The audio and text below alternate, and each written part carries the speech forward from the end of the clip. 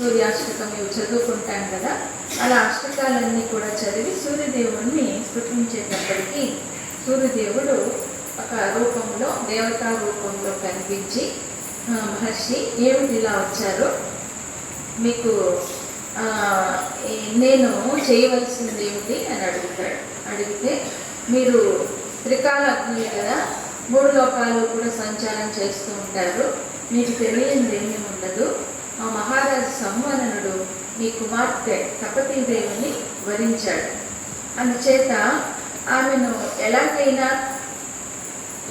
మా మహారాజుకి ఇచ్చి వివాహం జరిపించవలసింది అని మహర్షి అర్పించేటప్పటికీ, మహర్షి సంవరణుడు రాజుల్లోకెల్లా శ్రేష్ఠుడైనటువంటి వాడు, అలాగే నీవు మునులలో శ్రేష్ఠుడివి, ఇక్కడి వరకు రాగలిగావు అంటే, నా వేడిని వెలుగును తట్టుకొని నిలబడగలిగావు అంటే నీ ఒక్కడికి అది సిద్ధించింది.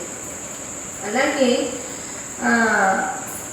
స్త్రీలలో తపతి శ్రేష్ఠురాలు, అందుచేత తప్పనిసరిగా సంవరణుడికి ఇవ్వకుండా ఇంకెవరికి ఇస్తాను తపతిని, అందుచేత మీరు తప్పనిసరిగా మా కుమార్తెను స్వీకరించవలసింది అని అప్పుడు వశిష్ఠ మహర్షికి తపతిని అప్పచెబుతాడు. సూర్యుడు ఇక్కడ దిగి వస్తే అక్కడ లోకాలు ఎలా ఏమైపోతాయి, చీకటైపోతాయి కదా, అందుకని ఆయన మాత్రం రాడు. వశిష్ఠ మహర్షి ద్వారా తపతిని పంపిస్తాడు. అప్పుడు మహర్షి తపతిని స్వీకరించి సూర్యుని దగ్గర నుండి సెలవు తీసుకుని సంవరణ మహారాజు వద్దకి దిగి వచ్చాడు. ఎత్ర విఖ్యాత కీర్తిని స కురునామశుభో భవతు స రాజా మన్మథావిష్ట తద్గతేనాంతరాత్మన. అప్పటికి 12 రోజులు పూర్తయింది. 12వ రోజుకి మహర్షి కూడా తపతిని తీసుకొని దిగి వచ్చారు. అక్కడికక్కడే తపతిని, మహారాజా తపతి మిమ్మల్ని చూడటానికి దిగి వచ్చింది, సాక్షాత్తు సూర్యదేవుడే ఆమెను మీకు అప్పచెప్పాడు అనేటప్పటికీ అప్పుడు కళ్ళు తెరిచాడు సంవరణుడు, తపస్సు ముగించాడు. దృష్టివాచ దేవకన్యాం తాం తపతీం చారుమాసిని వశిష్ఠేన సహాయాంతి సంహృష్టోబ్ధికం బహు. అలా మనోహరంగా నవ్వుతూ నిలబడి ఉన్నటువంటి ఆమెను చూసి పోయిన ప్రాణం తిరిగి వచ్చిందేమో అన్నంత ఉత్సాహం వచ్చేసింది మహారాజుకి. ఆనందంతో పొంగిపోతూ రురుచే సాధికం సుభ్రూహు ఆ పతంతి నభలస్థలాత్ సౌదామినీవ విభ్రష్ట ద్యోతయంతి ద్విషస్తుష. అందమైనటువంటి ఈ తపతి ఆ గగనతలం నుండి కిందికి వస్తూ జారిపడినటువంటి మెరుపు తీగలాగా ఆయనకి అనిపించింది. అలాగే ఆ తర్వాత వశిష్ఠ మహర్షితో మాట్లాడాడు. మహర్షి, మీరు ఎలా వెళ్ళారు, ఎలా తపతిని ఇక్కడికి తీసుకొచ్చారు అని అంటే, సూర్యుడికి తెలియంది ఏమీ లేదు, ఆయన ముందే ఊహించినటువంటిది ఇది, మీకు ఇవ్వాలనే ఉద్దేశంతోనే తపతిని ముందు మీకు కనిపించేలాగా వనంలో అక్కడికి ప్రవేశపెట్టాడు. అయినప్పటికీ ఎందుకు మీరుగా వివాహం చేసుకోవడం అనేది అది శాస్త్రీయం కాదు. ఒకవేళ శాస్త్రంలో తప్పదు అనిపించినప్పుడు గాంధర్వ వివాహం అనేది చేసుకోవచ్చునేమో, కానీ ఆ గాంధర్వ వివాహం అనేది ఎవరూ చూడనప్పుడు జరిగేది కాబట్టి, ఇప్పుడు మనం భరతుడి దుష్యంతుడు శకుంతల చరిత్ర విన్నాం. ఆయన ఏం చేశాడు, నిండు సభలో అవమానకరంగా మాట్లాడాడు శకుంతలని. సాక్ష్యం ఏమిటి, ఇది నా భార్యని అనడానికి, ఇతను నా కుమారుడు అనడానికి సాక్ష్యం ఏమిటి అన్నాడు. ఇలాంటి ప్రమాదాలు అనేవి ఉంటాయి. కాకపోతే అక్కడ అశరీరవాణి తెలియజేసింది కాబట్టి కథ సుఖాంతమైంది. కానీ మానవ లోకంలో మానవులకు అది ఈనాడు అసాధ్యం. సాక్ష్యం ఏమిటి, ఎప్పుడు కలుసుకున్నాం, ఇలాంటివన్నీ నిలదీసినప్పుడు చెప్పడానికి కుదరదు. అందుకని తపతి తండ్రి అనుమతితోనే వివాహం చేసుకుంటానని చెప్పి వెళ్ళిపోయింది. ఏదేమైనప్పటికీ ఇప్పుడు తపతిని తానుగా పంపించాడు. మీ ఇద్దరికి ఇక్కడే వనంలోనే పరిచయం అయ్యారు కాబట్టి ఈ వనంలోనే ఈ కొద్ది మంది మధ్య వివాహం జరిపిస్తామని వశిష్ఠ మహర్షి ఆయనే అక్కడ ఉన్నారు కాబట్టి వేదాలకు ప్రతినిధిగా ఆయనే ఉన్నాడు. అంతకంటే కావాల్సింది ఏముంది అని అక్కడికక్కడే వివాహం అనేది పాణిగ్రహణం అనేది చేయిస్తారు. అలా చేసిన తర్వాత వశిష్ఠ మహర్షి ఇక మేము మనం నగరానికి వెళదాం అన్నప్పుడు మహారాజు అంటారు, కొంతకాలం పాటు అన్ని లోకాలు, సూర్యలోకమైన, బ్రహ్మలోకమైన, గంధర్వలోకమైన ఇలా చక్కగా అన్నీ చూసి విహారం చేసి వస్తామని సంవర్ణుడు తమ గురువు వద్ద అనుమతి తీసుకుంటారు. సరే అని వశిష్ఠ మహర్షి తన నగరానికి బయలుదేరి వెళ్ళిపోతాడు.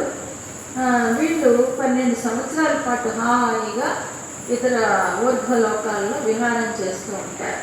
ఆ సందర్భంలో ఇక్కడ ఏమైంది, భూలోకంలో అనావృష్టి ఏర్పడింది, వర్షాలే లేవు, ప్రజలందరూ పంటలు లేక నీళ్లు లేక చాలా సతమతమైపోయారట. అప్పుడు వశిష్ఠ మహర్షి తన తక్కువ శక్తితో కొంత వర్షాన్ని అయితే కురిపిస్తే అప్పుడు కొంచెం స్థిమితపడ్డారు. కానీ మానవులు పంటలు పండించుకోవడానికి ఇంకా ఆ నీళ్లు సరిపోలేదు. 12 సంవత్సరాలు అయిన తర్వాత సంవర్ణుడు కూడా తిరిగి వచ్చాడు. తిరిగి వచ్చేటప్పటికి మహారాజా, మీరు నగరంలో లేకపోయేటప్పటికి అంతా అల్లకల్లోలంగా ఉంది, ఈ మీద వర్షాలు లేక, చక్కని పంటలు లేక, చక్కని పువ్వులు లేక ఇదంతా కూడా ఎడారిలాగా మారిపోయిందన్నారు. ఎప్పుడైతే సంవర్ణుడు భూమి మీదకి దిగి వచ్చాడో వెంటనే కుండపోత వర్షాలు కురిసాయట. అంటే ఆయన ధర్మనిష్ట అలాంటిది. ఆయన భూమి మీద లేకపోయేటప్పటికి వర్షాలే లేకుండా పోయి ప్రకృతి కూడా స్పందించలేదట. ఏదేమైనప్పటికీ వశిష్ఠ మహర్షి కూడా తన తపో శక్తిని చూపించాడు. ఆయన కూడా కొంత వర్షాన్ని కురిపించగలిగారు. అలాంటివి అంటే గురువులు కానీ శిష్యులు కానీ అంత నిష్ఠాగరిష్ఠులు అన్నమాట, అంత ధర్మనిష్ట కలిగినటువంటి వారు. కాబట్టి వారు ఎప్పుడైనా విధులు మర్చిపోయి విలాసాల్లో మునిగి తేలినట్లయితే భూమి మీద ఇలాగే ప్రకృతి ఇలాగే చూపిస్తూ ఉంటుందని అది నిదర్శనం అన్నమాట. మొత్తానికి ఈ కథ అంతా కూడా ఆ గంధర్వరాజు అర్జునుడికి చెప్తూ ఉన్నాడు. వారిద్దరికీ కలిగినటువంటి కుమారుడే కురుడు అనేటటువంటి ఆయన. ఆ తర్వాత ఆయనకి కురువు అనేటటువంటి కుమారుడు కలిగాడు.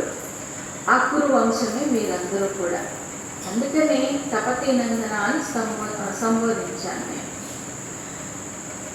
ఈ కురు వంశంలో మీరు పుట్టారు కాబట్టి కౌరవులని అన్నారు. పూరుని వంశంలో పుట్టారు కాబట్టి పౌరవులు అని కూడా అన్నారు. అలాగే అజమీడ వంశం అని కూడా మిమ్మల్ని అంటూ ఉంటారు. ఆ తర్వాత భరతుడు పుట్టాడు. ఆ భరతుడు భూమిని చాలా కాలం పాలించాడు. తర్వాత భగవంతునిలో రమించి తరించాడు కాబట్టి ఆయనకి భరతుడు అనే పేరు ప్రసిద్ధి. ఆయన వంశంలో పుట్టినటువంటి మీకు అందరికీ కూడా భారత, అందుకే ఈ ఖండానికి, ఈ భరత ఖండానికి భారతదేశం అనేటటువంటి పేరు. ఆ వంశంలో పుట్టినటువంటి వారు. ఆ ఋషులు అప్పుడు పుట్టినటువంటి ఋషుల్లో ఏదో ఒక ఋషి వంశానికి చెందినటువంటి వారే భారతదేశంలో. అందుకనే భరతవంశీయులు అని అంటారు. ఎక్కువ మందికి ఋషి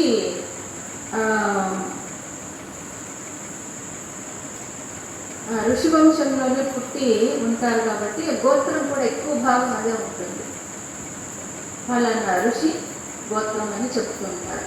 భారద్వాజ ఋషి గోత్రం అని, మార్కండేయ ఋషి గోత్రం అని, కౌండిన్యస ఋషి గోత్రం అని, ఇలా ఏదో ఒక గోత్రానికి చెందిన వారమై ఉంటాం. ఇది తపతి సంవర్ణన గురించి అని చెప్పారు.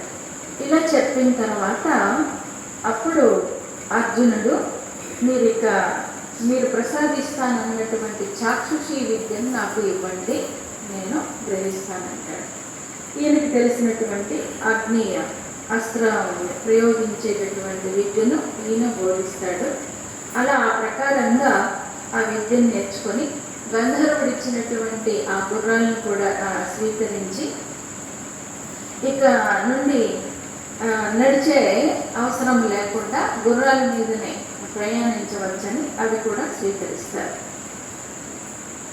జరిగినటువంటిది అని. ఆ తర్వాత ఆ గంధర్వుడు తమ లోకాలకి వెళ్ళిపోతారు. వీళ్ళందరూ బయలుదేరి పాంచాల నగరానికి బయలుదేరాలని వెళ్తూ ఉన్నారు. ఆ స్వయంవరం అనేది చాటించారు కాబట్టి తప్పనిసరిగా మీరందరూ వెళ్ళాల్సి ఉంది. అంతేకాకుండా ఒక ఋషి మీకు పురోహితుడు తప్పనిసరిగా ఉండాలి అని సూచించాడు కాబట్టి ఆ గంధర్వుడు వారి కోసం అని ఎదురు చూస్తూ ఎక్కడో మనకి తగినటువంటి గురువులాగా పురోహితుడిలాగా లభిస్తాడని ఎదురు చూస్తూ అలా బయలుదేరి వెళ్తూ ఉన్నారు. అలా వెళ్తూ ఉన్నప్పుడు